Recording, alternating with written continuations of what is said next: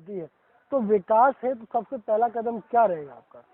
सबसे पहले रोडों की मरम्मत कराई जाएगी, गड्ढा मुक्ति कराया जाएगा। तो मार्च में इलेक्शन है तो बीजेपी सरकार की तरफ से क्या नीतियां हो सकती हैं जनता को अपनी तरफ लुभाने के लिए? देखिए, जो खाद्यान्न वितरण चल रहा है बीजेपी का, उसको अब डबल कर दिया जाएगा।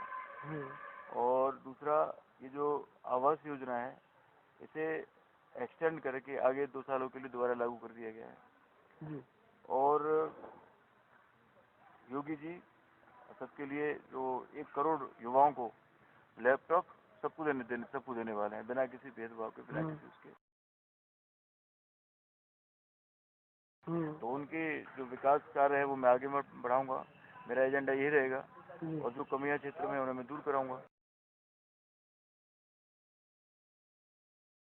नमस्कार दोस्तों, मैं जय चौधरी HBA न्यूज में आपका बहुत बहुत स्वागत करता हूं। और आज हम हाथरस की एक मानी हुई हस्ती हमारे साथ जिनके साथ हम जुड़े हुए हैं। तो आइए सबसे पहले इनका परिचय करा देते हैं। भैया क्या नाम है सर आपका?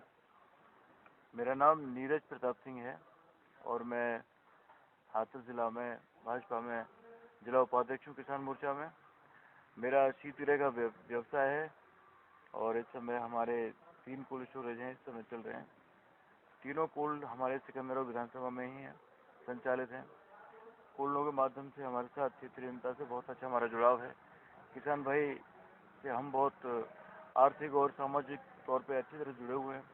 सारी समस्या से हम लोग अवगत रहते हैं और उनके बीच में बहुत दिनों से हम लोग काम कर रहे हैं। जी, जिस तरीके से मेरे सुनने में ऐसा भी आया कि जैसे आप नीरज जी अभी आने वाले समय में विधानसभा चुनाव के लिए संभावित प्रत्याशी के रूप में काम कर रहे हैं, क्या ये बात सही है? जी, मैं अपनी पूरी ताकत से, पूरी अपनी योग्यता के ऊपर विश्वास करते हुए सिकंदरा विधानसभा से मैं संभावित प्रत्याशी हूँ और मैं पार्टी आला कमान से टिकट मांग रहा हूँ। और ऐसा मुझे लग रहा है कि पार्टी मेरी योग्यता और मेरी मेहनत को देखते हुए मुझे विधानसभा सिकंदरा से अपना संभावित प्रत्याशी जरूर बनाएगी। जी, जिस तरीके नीरज जी हम बात करें, यदि आप इलेक्शन में विधानसभा सीट आपको सिकंदरा से मिलती है तो आने वाले समय में विधानसभा के चुनाव को लेकर क्या ऐसे मुद्दे होंगे जिन्हें लेकर आप जनता को बताएंगे और वोट मांगेंगे? क्या क्या मुद्दे हो सकते हैं? देखिए, जितना मैं क्षेत्र में रहा हूँ, घूमा हूँ, तो सबसे एक बड़ी समस्या 2 प्रकार की मेरे सामने आई है। एक तो हमारी विधानसभा में जो रोड है वो बहुत खराब है।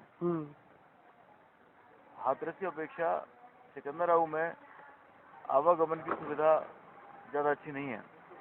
तो सबसे पहला मेरा एजेंडा रहेगा कि रोडों का सुधार करा जाए। सड़क है, एक केलोरा रोड है, एक आगे जाके हसैन वाली रोड है और इनकी हालत बहुत ख़राब है। तो मैं अपने स्तर पर प्रयास करके सरकार के द्वारा, बीजेपी के द्वारा इन रोडों का विकास कराऊंगा। जी नीरज जी, अगर मैं बात करूँ जो हाथरस में अभी हम देखते हैं कि बीजेपी के ही विधायक हैं, बीजेपी के ही सांसद हैं, तो उस क्षेत्र में विकास आखिर अब तक क्यों नहीं हो पाया?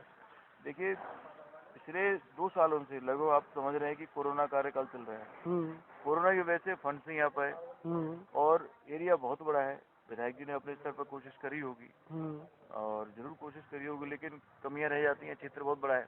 तो उनके जो विकास कार्य है वो मैं आगे बढ़ाऊंगा, मेरा एजेंडा यही रहेगा और जो कमियां क्षेत्र में उन्हें मैं दूर कराऊंगा। जी, जिस तरीके से नीरज जी आप किसानों से जुड़े हुए हैं, आपके शीतगृह जैसे कि कोल्ड स्टोरेज भी है, तो जिस तरीके से सरकार ने अभी कृषि कानूनों को वापस लिया, तो क्या वो वापस लेना ठीक था या गलत है लिया जो? देखिए, मोदी सरकार ने, हमारे प्रधानमंत्री माननीय मोदी जी ने जो कृषि कानून वापस लिए हैं वो बहुत ही स्वागत योग्य कदम है और किसानों में अपार हर्ष है इस चीज को लेके। थे तो वो किसानों की भलाई के लिए, लेकिन कुछ वर्ग उनको नहीं समझ रहा है और ऐसा कुछ सुनने में आ रहा था या था कि आने वाले समय वो लोग जो दंगे का रूप देने वाले थे और उन्होंने बहुत उल्टा सीधा प्रचार फैला रखा था। तो मैं मोदी जी के कदम की सराहना करता हूँ कि उन्होंने इसे वापस लिया और भविष्य में देखा जाएगा जैसे भी होगा। फिलहाल तो जनता में बहुत खुशी है। आने वाले समय में यदि बीजेपी सरकार सत्ता में आती है तो क्या लगता है कि ये जो नियम है, कृषि कानून है, दोबारा से लागू हो सकते हैं? नहीं, ऐसा दोबारा नहीं होगा। पहले हम लोग जनता के बीच में जाएंगे और कानून लाने से पहले ही हम जनता को इसलिए तैयार करेंगे, मानसिक रूप से तैयार करेंगे कि वो हमारी बात को समझें, बीजेपी की नीति को समझें। जब जनता के अंदर से खुद ही ये डिमांड निकलेगी कि आप ये कानून दोबारा लेके आओ, तब पार्टी इन कानून को दोबारा लाने की तैयारी करेगी। जी अपनी तरफ से कानून थोपे नहीं जाएंगे। जी। जिस तरीके से मैं हाथरस में विकास की बात करता हूँ, हाथरस की जनता की बात करता हूँ, सिकंदराव की जनता की बात करता हूँ, तो यार हम लोग देखते हैं कि उधर सिकंदराव में जाते हैं तो थोड़ा बैकवर्ड एरिया पड़ जाता है, विकास दूर दूर तक दिखाई नहीं देता। हालांकि वहाँ पे बीजेपी के विधायक भी हैं, सांसद जी भी हैं, सड़कें टूटी हुई मिलती हैं। तो यदि आपको आने वाले समय में विधायक की सीट मिलती है तो विकास है तो सबसे पहला कदम क्या रहेगा आपका? सबसे पहले रोडों की मरम्मत कराई जाएगी, गड्ढा मुक्ति कराया जाएगा और आवागमन की सुविधा को सुचारू रूप से चलाया जाएगा। एक समस्या सिकंदराव में है कि वहाँ पे बस स्टैंड की बहुत दिक्कत है, तो वहाँ पे प्रयास करके सुनिश्चित किया जाए कि सारी बसें हमारे नगर के अंदर होके जाएं और रुके, जिससे यात्रियों को सुविधा हो। और दूसरी एक बड़ी दिक्कत है सिकंदराव में चिकित्सा की। ट्रॉमा सेंटर में बन चुका पर सुचारू ढंग से नहीं चल पाया। अच्छा, ऐसा क्या रीजन रहा नीरज जी कि अभी तक सुचारू रूप से नहीं चल पाया? मैं इस बारे में मुझे ज़्यादा नहीं पता है, लेकिन वहाँ डॉक्टरों की नियुक्ति नहीं हो पाई है किसी भी कारण, कोरोना की वजह से या जो भी कुछ कारण रहा हो।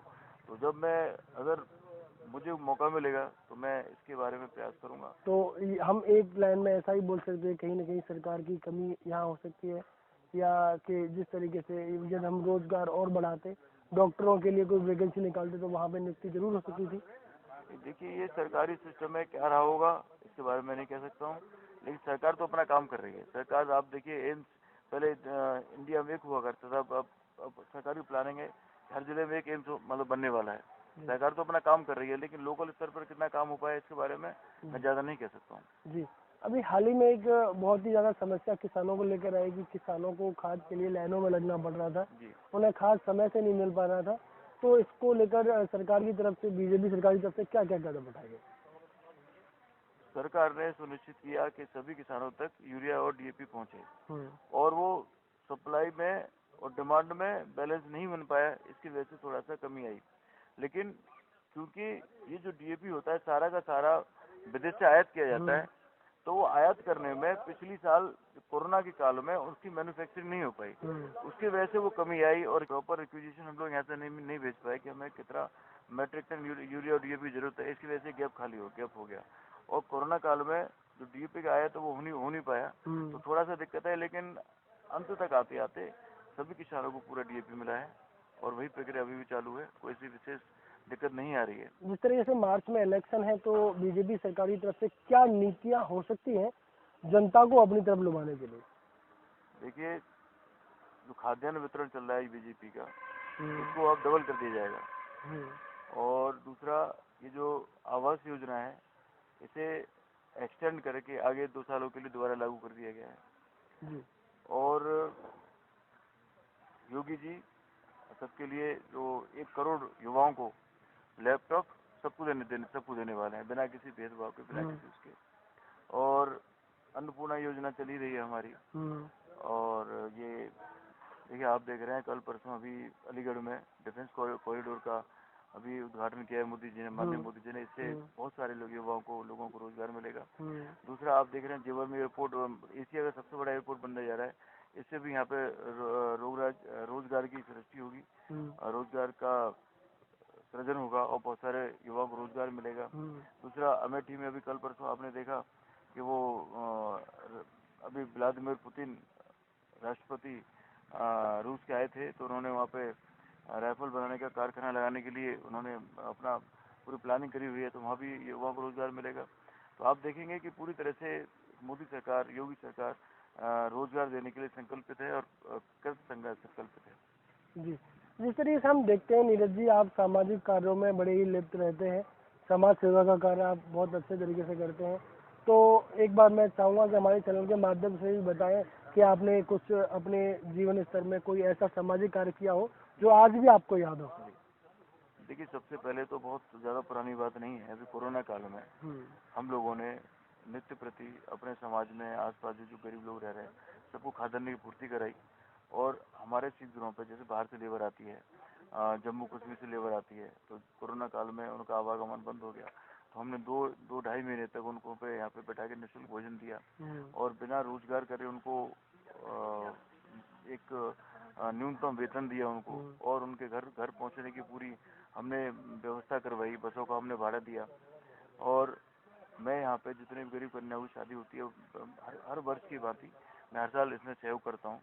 और जब भी मुझे मालूम चलता है कि यहाँ पे कोई वंचित व्यक्ति है, जहाँ कोई दिक्कत चिकित्सा में आ रही है या रोजगार में आ रही है, बेटी की शादी में आ रही है, तो मैं वहाँ पे जरूर पहुँचता हूँ और जितने मेरे सामर्थ्य है उसके अनुसार मैं उसकी मदद जरूर करता हूँ। जी, बहुत बढ़िया। आज हमारे साथ जुड़े थे नीरज जी। नीरज जी ने बहुत हमें ऐसी सारी बातें बताई जो वास्तविकता में जनता के हित में। वो तो आने वाला समय बताएगा कि बीजेपी सिकंदर राव से किसे टिकट अपना देता है, किसे नहीं, किसे प्रत्याशी बनाएगा, किसे नहीं, और जनता आने वाले समय में जनता किसे चुनेगी वो हम समय के अनुसार देख पाएंगे। इसके लिए हमारे साथ बने रहेगा। मैं जय चौधरी, HBN न्यूज़ से। धन्यवाद।